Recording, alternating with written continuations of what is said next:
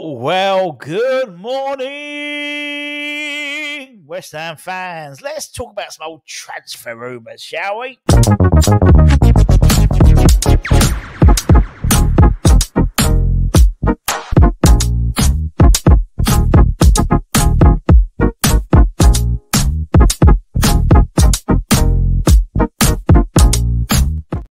Yes, everybody, Russ and the West Ham Network. Hope you're safe and well. Hope your Tuesday's going well so far. So far, so good. And the countdown to Thursday is on. By Leverkusen at the London Stadium. 2-0 deficit we have to overturn. Anyway, regardless of that, planning for next year. We're looking ahead in terms of a massive squad rebuild. And we've been linked to a number of players. We spoke about yesterday in Hammer's headlines about Mohamed Amora, the Algerian striker, 22 goals, 5 assists for Union Saint-Gilloise in the Belgium League this year, second in the Belgium Pro League in terms of goal scoring. £13 million bid, apparently. We're looking at putting it up to £17 million for the 23-year-old. And it's not stopping there, as according to several reports, there's a number of other players we are interested in. And apparently, according to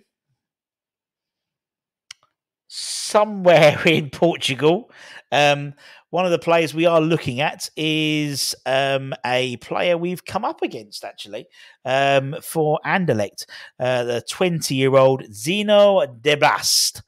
Apparently, we and us, that's better, not we and us and Sporting Lisbon are both interested, amongst others, in the 20-year-old Belgian international central defender, a player who is hoping to go to the Euros in the summer. As I said, both clubs are interested in him. And according to Jogo, Anderlecht are looking for around 15 million euros for the 20-year-old.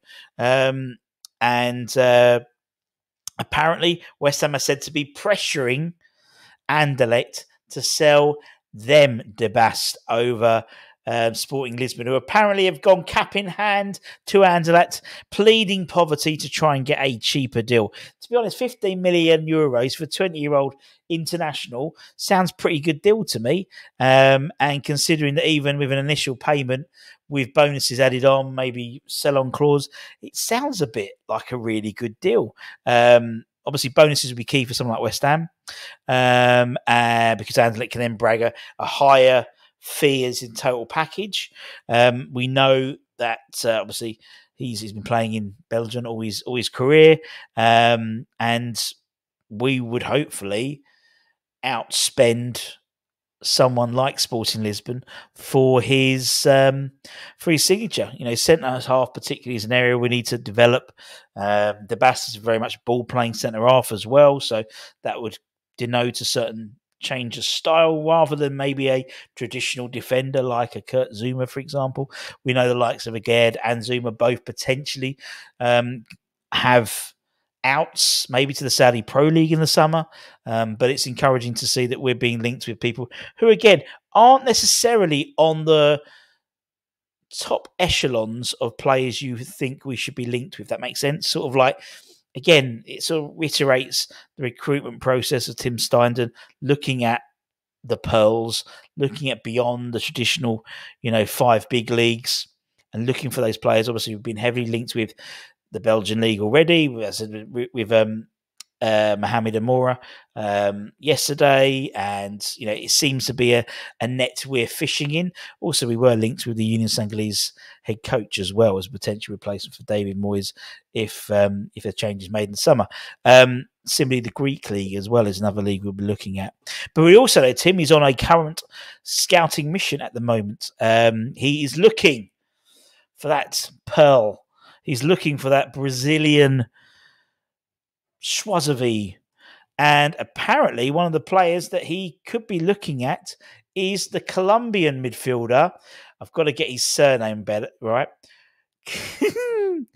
John Arias. John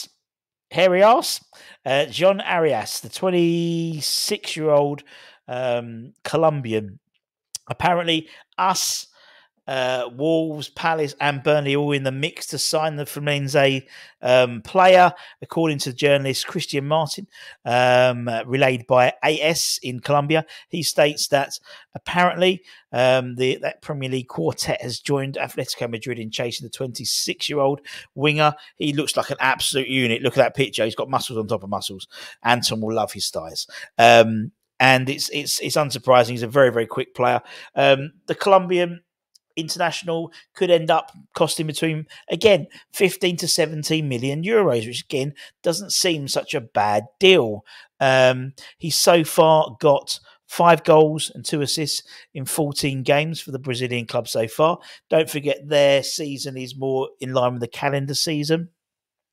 He's also represented Colombia at the Copa America, and as I said, several clubs are watching him there as well. He claims that Arias could receive an offer to leave the Brazilian club for Europe, but makes no mention as to whether he will or who could potentially send proposals for him. But apparently, as he said, it does seem that West Ham are one of the clubs interested in him.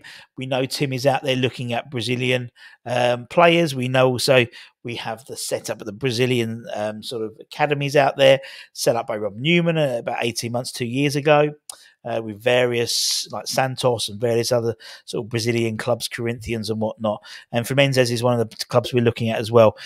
So we could see the Colombian international. Who was it? Our last Colombian international. Was it Enner Valencia? Was he our last Colombian international? I think he might have been. Was he? No, he was Ecuadorian, wasn't he? He wasn't Colombian. He was an Ecuadorian. Colombian. That's a Google. Colombian West Ham players. Carlos Sanchez. There we go. Even better. Pablo Amorim as well. Christian Montano as well. So we've had a few. Pablo Amorim was all right, wasn't he?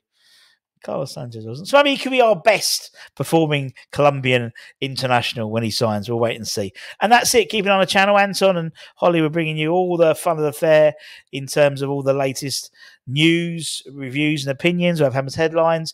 And tonight we should have Alex's TikTok takeover as well. No doubt there'll be a discussing the fallout from Sunday, but also talking about, obviously, Thursday's match. But until then, take care, stay safe, stay warm, stay humble, keep the faith. Irons.